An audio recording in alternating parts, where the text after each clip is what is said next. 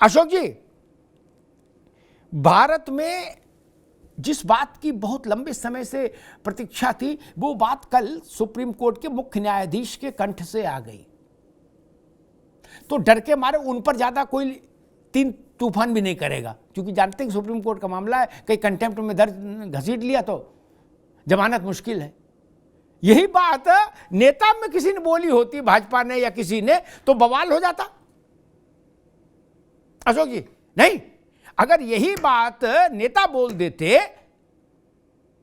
तो अब तक तो एसआईआर जैसा एक आंदोलन शुरू हो जाता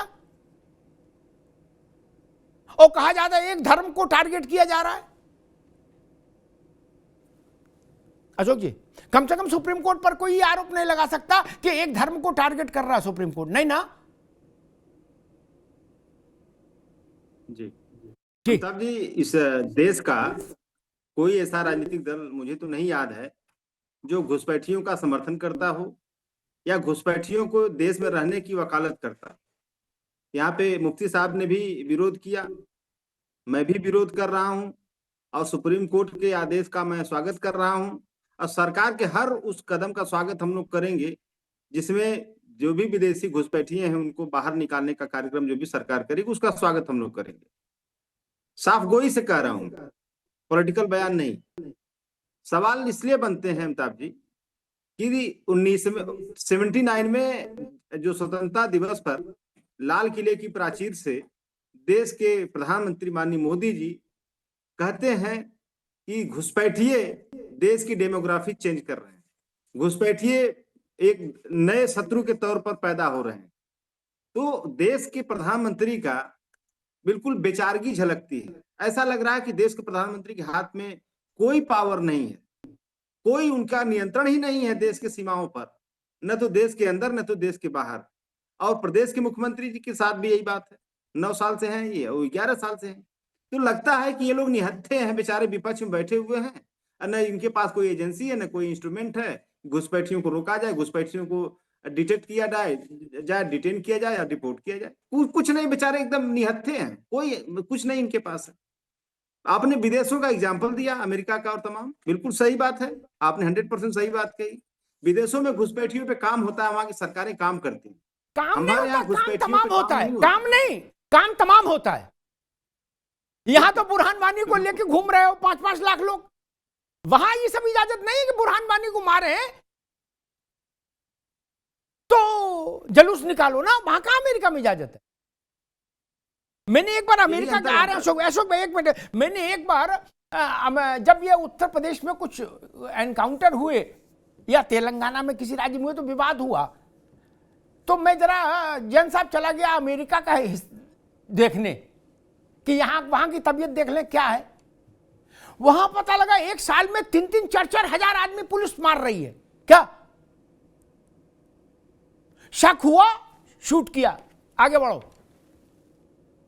यहां तो बवाल हो जाएगा भाई। उत्तर प्रदेश में एक एनकाउंटर होता है तो एक पार्टी पूरी उतर आती मैदान में कि नहीं अशोक जी? अमेरिका में ये इस ढंग का लोकतंत्र अलाउ नहीं है जी। अमिताभ जी, मैं यही कह रहा था कि विदेशों में घुसपैठियों पर काम होता है, मजबूती से काम होता है। हमारे यहाँ घुसपैठियों को एक चुनाव जीतने का पैकेज के रूप में शामिल किया जाता है, चुनावी पैकेज। ये चुनावी पैकेज का एक हिस्सा घुसपैठियों को भाजपा बनाती है, यही दुखद बात है और इसी का हम लोग विरोध करते हैं। आपने एनकाउंटर की बात किया जी, अभी आज लोकसभा में हमारे सांसद जी, आजमगढ़ के सांसद धर्मेंद्र यादव जी ने कप सिरप माफियाओं का जिक्र लोकसभा में किया और बताया कि बनारस में, जो कि बनारस धार्मिक, आध्यात्मिक और आस्था के केंद्र के रूप में जाना जाता था काशी, उस काशी को नकली कप सिरप के लिए जाना जाता है। वो भी नकली कप सिरप माफिया मुख्यमंत्री जी के स्वजातीय लोग हैं, जिनकी। तो आप ये बताइए कि इस तरह का अगर सरकार इनकाउंटर नहीं करेगी, जो वास्तव में जो मासूमों के हत्यारे हैं उनका इनकाउंटर सरकार नहीं करेगी ना पुलिस करेगी। हाँ, इनकाउंटर होगा राजनीतिक, तब तो भाई सवाल बनता है ना। अगर इन जो कप सिरप माफियाओं में से 2-4 लोगों का इनकाउंटर हो जाता तो हम लोग बिल्कुल नहीं आवाज उठाते। भाई ठीक है, देखिए तो मासूमों के हत्यारे, ऐसा इनका अंतर जनपदीय, अंतरराज्यीय, अंतरराष्ट्रीय नेटवर्क बना है। करोड़ों रुपए की गाड़ियां गिफ्ट की जा रही हमारे बगल वाले जिले के, जो जिले में जौनपुर में माफियाओं को, और उसी बच्चों के मौत के पैसे से खरीदी गई गाड़ियां, बच्चों की मौत के पैसों से इतना बड़ा साम्राज्य, ठीक है, हजारों ठीक है करोड़ का अशोक भाई। साम्राज्य, जी, और योगी बिल्कुल। सरकार उनको जी। संरक्षण दे रही है। ठीक ठीक, बिल्कुल ठीक बात कही अशोक जी ने। दो बातें कह के फिर ओपी सिंह जी आपका अवसर है। गजब बात है, कहा जा रहा है, और साहस देखिए कितना है। अरे साहस तो बुलंद रखो यार, कहां डर डर के राजनीति कर रहे हो? नाम लेने का साहस किसी का नहीं है कि धनंजय का नाम ले लें। ना छोटे साहब नाम ले सकते, ना बड़े साहब। गजब करते हो। नाम काहे नहीं ले पा रहे हो? गाड़ी भेंट की गई, सूट बनवाया गया, टाई दी गई, घड़ी दी गई, अंगूठी, ये सब आपको जानकारी है। आदमी के नाम नहीं ले सकते मारे डर के, यही ना? और करें हम संघर्ष करेंगे, काहे संघर्ष करोगे यार? आप डरते इतना हो, आप क्या बोल पाओगे ना? आपने 4 बार उत्तर प्रदेश की सरकार चलाई, आपके अंदर इतना भय? उनकी जात के ऐसे लग्घी से पानी पिला रहे हो, इशारा कर रहे हो कि अरे नाम बोलो ना, गूंगे हो क्या सब लोग? कर रहे हो, नाम नहीं लेंगे। वो भैया जो काला कोट पहनते, वो भैया जो लाल कोट पहनते, अरे उनका नाम भी तो कुछ होगा। हमारे पड़ोस वाले, गुड्डू के बगल वाले, ये क्या तरीका है? नाम ले ना, सीधा ताल ठोक दे, आओ मैदान में। और एक बात कही गई कि मुख्यमंत्री के सजाती हैं, ये तरीका ठीक नहीं। फिर उत्तर प्रदेश में जितने भी मुलायम सिंह जी और अखिलेश जी के जाति के लोगों ने गड़बड़ की या सजा पाए, क्या उनको उनसे जोड़ देंगे? नहीं ना, नहीं जोड़ सकते ना। आप विकास दुबे को गोविंद बल्लभ पंत से जोड़ दोगे, मदन मोहन मालवीय से जोड़ दोगे, बोले उनका ये भी ब्राह्मण, ये भी ब्राह्मण। गजब है भाई महाराज, गजब बात है। क्या अटल बिहारी वाजपेयी से जोड़ दोगे विकास दुबे को? बोले ये भी ब्राह्मण, वो भी ब्राह्मण। ऐसा नहीं करो महाराज। और सबसे बड़ी बात, नाम नहीं ले सकते। मुझे एक वीडियो पता है, शादी का था, अखिलेश जी और धनंजय कितनी आत्मीयता से मिल रहे हैं, गुफ्तगू हो रही है। आपकी कोई नाराजगी नहीं धनंजय से? नहीं रही।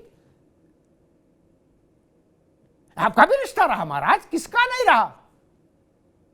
ये बताओ ना कि उनका नहीं रहा, मैं बताऊंगा। और जहां तक घुसपैठियों की बात है, अशोक जी ने एक औपचारिक बात कही कि कोई पार्टी, कोई नेता ऐसा नहीं जो घुसपैठियों का समर्थन करे। ये कंठ तक रहता है अशोक भाई। क्या? मैं एक छोटी बात बताता हूं, पुराने लोगों को पता होगा, दिल्ली में इंदिरा जी ने एक कांग्रेस के परमानेंट जीतने का एक व्यवस्था की। ये आप किसी से भी पूछ लोगे, पुराना आदमी वो बता देगा, इसके लिए गूगल नहीं देखेगा। क्या? कई लाख झुग्गियां बन गई दिल्ली में एचकेएल भगत के नेतृत्व में, ठीक? उसमें आदमी लाके बसा दिए। वो आसाम के थे कि बंगाल के थे, कोई नहीं जानता। और उन्होंने दिल्ली में कांग्रेस को स्थायी रूप से शासन में रखने की जिम्मेदारी ले ली। क्या करिएगा? सार्वजनिक रूप से तो कांग्रेस ने भी कभी नहीं कहा कि हम घुसपैठियों के पक्ष में हैं।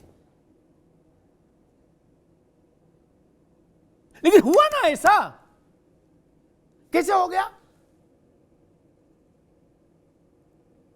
कांग्रेस ने कभी रेजोल्यूशन नहीं पास किया कि हम घुसपैठियों के फेवर में। लेकिन दिल्ली की सच्चाई सब जानते हैं, जो भी दिल्ली में राजनीति करता है वो जानता है। इसलिए कहना अलग है, करना अलग है। और माफियाओं के मामले में मैं हमेशा कहता हूं, इतना साहस तो रखिए कि नाम ले पाओ। जब राजनेता नाम नहीं ले सकते तो गुड्डू पप्पू से अपेक्षा कर रहे हो कि चढ़ जा बेटा सूली पर, भला करेंगे राम?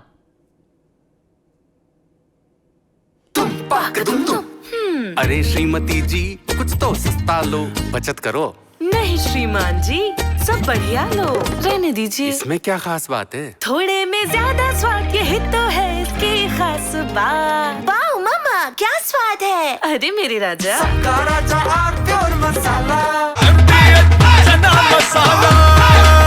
अब छोलिया हो या लोबिया, सफेद चने या काले चने, सब कुछ मजेदार बने। MDH